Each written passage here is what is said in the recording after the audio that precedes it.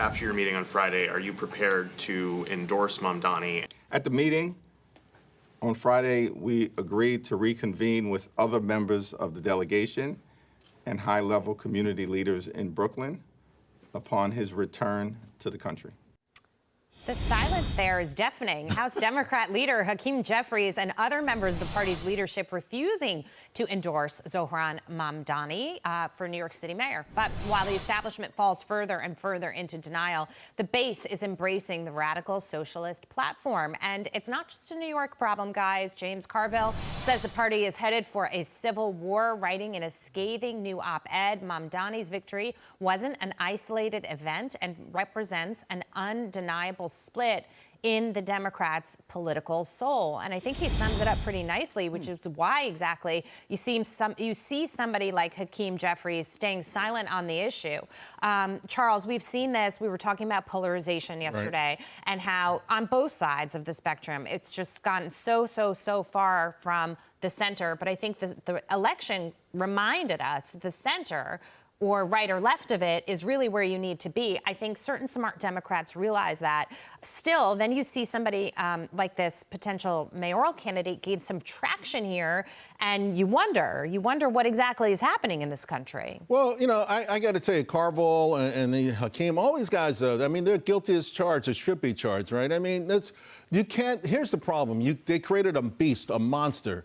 They created a political party that was based on hatred and separation. Right. That's what they did. And those people are mean and evil, right? And it only got worse as subsequent candidates. You know, Mitt Romney was a racist. McCain was a racist. So when you say Trump was a racist, well, you said that they were all racist, right. And you know, and then that these people mean you harm, and that it's okay to attack them while they're eating dinner with their families. They greenlighted all that. That was a checklist. And so all of a sudden, when that same thing started happening insularly, what do you mean? Because the last line in Carville says, we are divided along generational lines. Yes, you taught the younger folks in your party that it's okay to hate, that it's okay to burn down cities, that it's okay to have this sort of, listen, we all have a chip on our shoulders to one degree or another, and as politicians, people try to feed into that. I understand that, but they okayed this sort of tactic, right? And they also, along the way, rejected America, rejected what America stands for. So obviously, a young person in the Democratic Party is going to be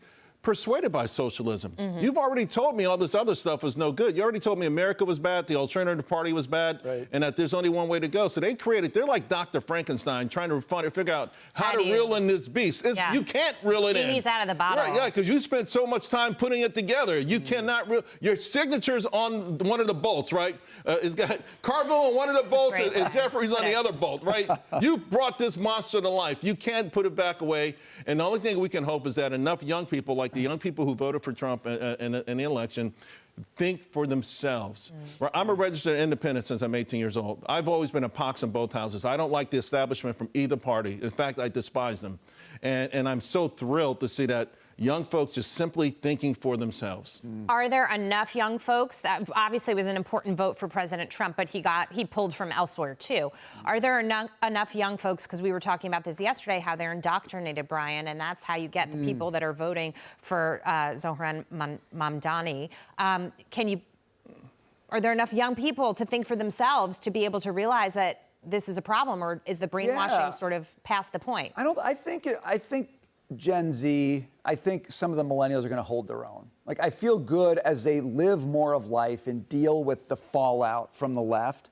They're going to learn from that. It's interesting to think about this in terms of a civil war, because in a civil war, you would need another side fighting, right? So you've got the left, you've got the Mamdanis.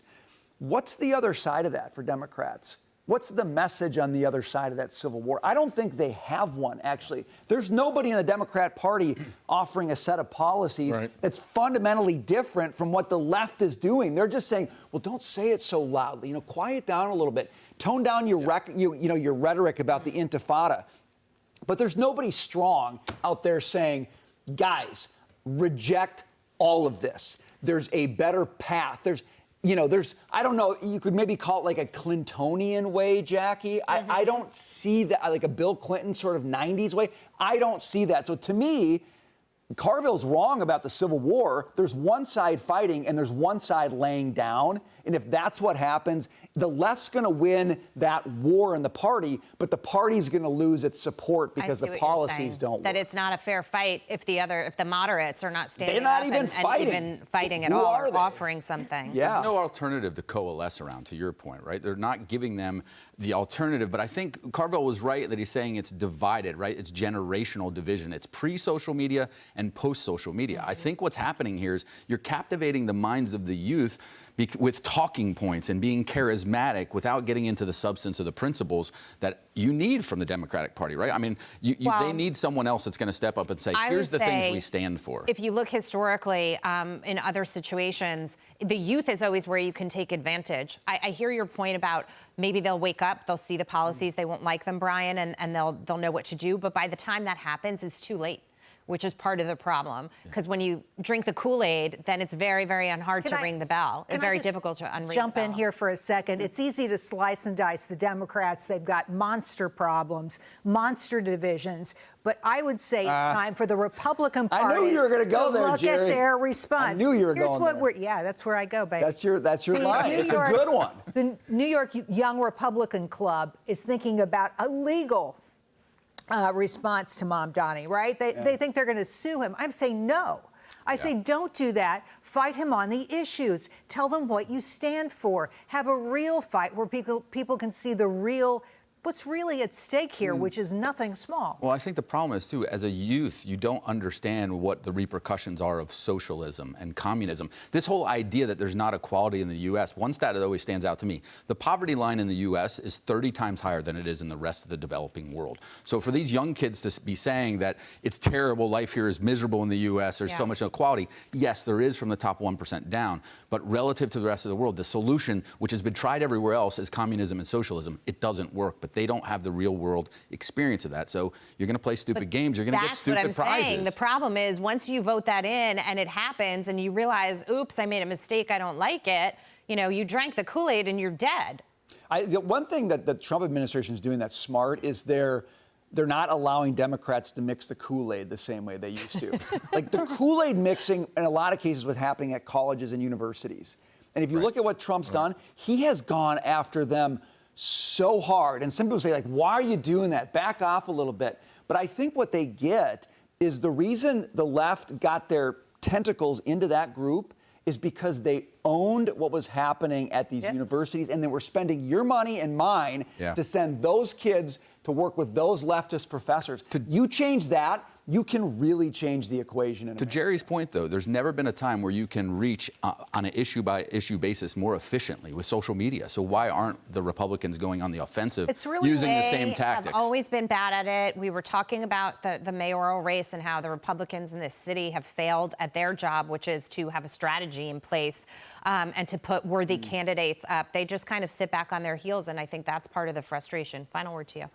Yeah, I think the generational part of this is intriguing because it's the Democrats promised a long time ago that they were going to go with young candidates. I remember before Biden threw his hat in the ring the first time, right? Remember the talk was like, hey, we're a young party, we're going to represent young people. Then they went out and got this old dude. Right.